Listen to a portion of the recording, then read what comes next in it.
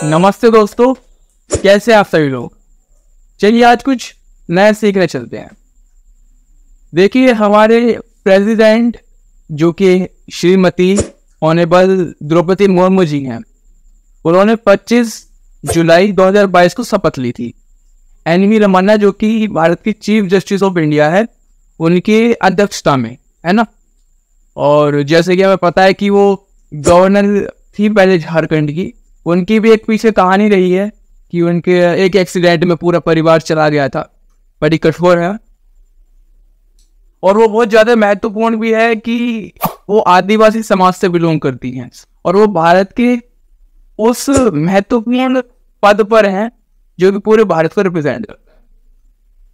बात यह है, आज हम जानने वाले हैं कि उनकी क्वालिफिकेशन क्या रही होगी कि वो प्रेसिडेंट बनी। क्वालिफिकेशन मतलब ये नहीं कि हम किसी यूनिवर्सिटी में देखिए कि कितने ग्रेड आए, कितने नंबर आए, कट ऑफ के ऊपर आया कि नहीं, ये नहीं।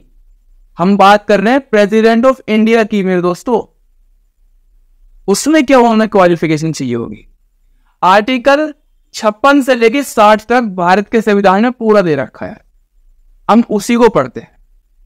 पहले मैं आर्टिकल 58 से बताऊंगा, फिर 59 से बताऊंगा, फिर 60 जाकर 56-57 पे आऊंगा, क्योंकि जब ये एक अच्छा क्रम बनेगा। चलिए जानते हैं। आर्टिकल 58 में दिया गया है कि भारत का प्रेसिडेंट जिसे बनना है पहले भारत का नागरिक हो, मतलब वही कोई गुलाम नहीं है। We are the independent nation, we the people of India.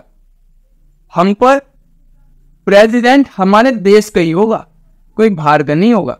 पहले अलग था कि जो गवर्नर जनरल ब्रिटेन का होता था वो भारत का वो होता था, निगरानी पूरी वही करता था, लेकिन अब अलग है ना। 35 साल की उम्र का वो हो, ऐसा नहीं है कि युवा को खड़ा कर दिया होगा, ये इधर उधर डिसीजन ले रहा है, कैबिनेट उसे साइन करने के लिए भेज रही है, साइन नहीं कर रहा है, कह रहा है कि मैं तुम 35 साल का एक्सपीरियंस जो है ना दोस्तों, वो लोकसभा में एमपी भी हो।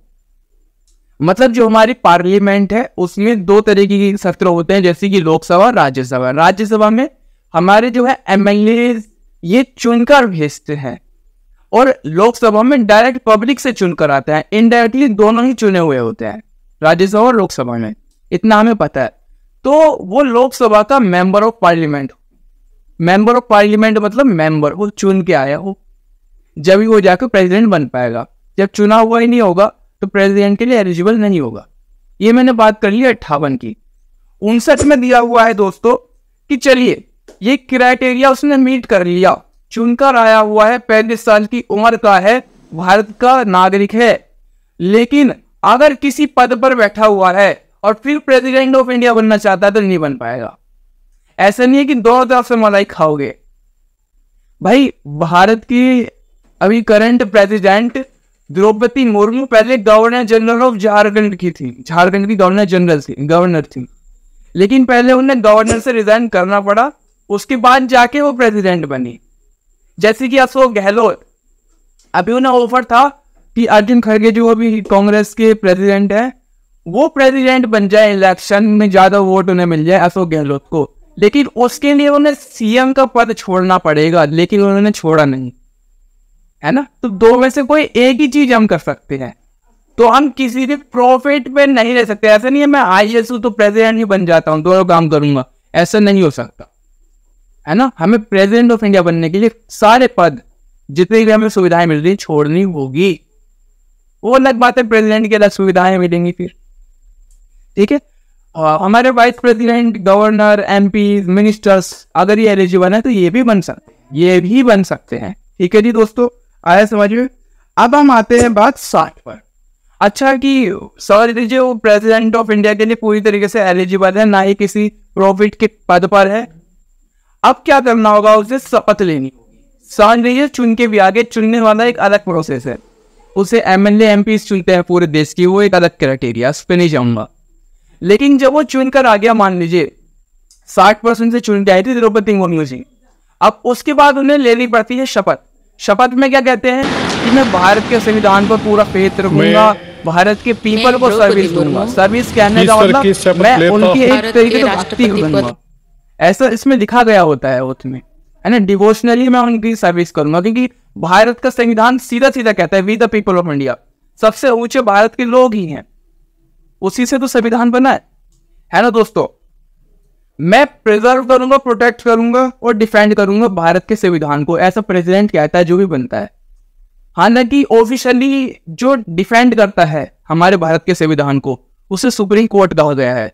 Supreme court is the custodian of our constitution, है ना, क्योंकि हर एक चीज को वही संभालता है कॉन्स्टिट्यूशन की। जो भी गलत भाषाएं या गलत समझ आ रही है कॉन्स्टिट्यूशन की, वही वो ठीक करता है सुप्रीम कोर्ट अपने कई जजमेंट्स में, है ना दोस्तों। ये है, ऐसे वो जो है ओथ लेता है। अब बात आई, उसने ओथ भी ले ली, इलेक्ट भी हो चुका है वो, अब आगे क्या करेगा।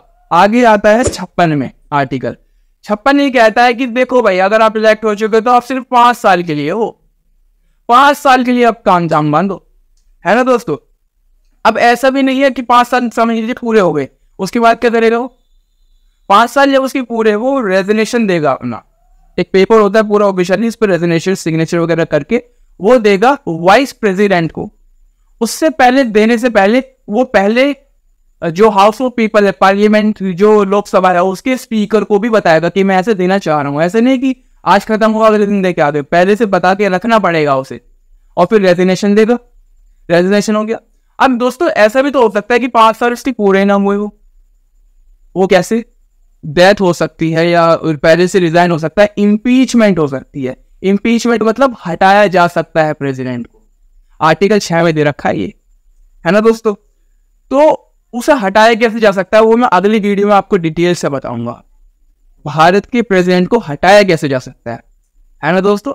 तो ऐसे रेजिग्नेशन दे सकता है वो, 5 साल के लिए वो कार्यरत रहता है। 56 ये हो गया।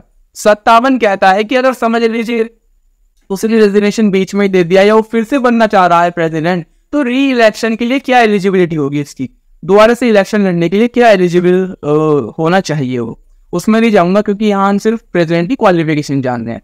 ठीक है दोस्तों, मैंने ये बता दिया। कैसे बताया, पहले भारत का नागरिक होना चाहिए, कैसे जो है 35 साल का होना चाहिए, वो जो है MP होना चाहिए, उसके बाद जो है वो कोई प्रॉफिट में नहीं होना चाहिए, है ना। ये MP MLA ये जो होते हैं मिनिस्टर्स वगैरह ये बन सकते हैं। कैसे वो शपथ लेगा, शपथ में क्या क्या बोलेगा, डिफेंड करेगा कॉन्स्टिट्यूशन को वायलेट नहीं करेगा, वरना इम्पीचमेंट हो जाएगी, उसको हटा दिया जाएगा, है ना। उसके बाद मैंने बताया कि 5 साल के लिए वो रहेगा, रेजिग्नेशन किसको देगा, है ना, और दोबारा इलेक्शन लड़ रहा है तो क्या एलिजिबिलिटी रहेगी, वो मैंने थोड़ा सा कट बता दिया ऐसे। ठीक है दोस्तों, ये भारत के प्रेसिडेंट की क्वालिफिकेशन रहती है।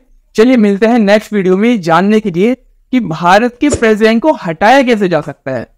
चलिए मिलेंगे अगली वीडियो में, जब तक के लिए जय हिंद।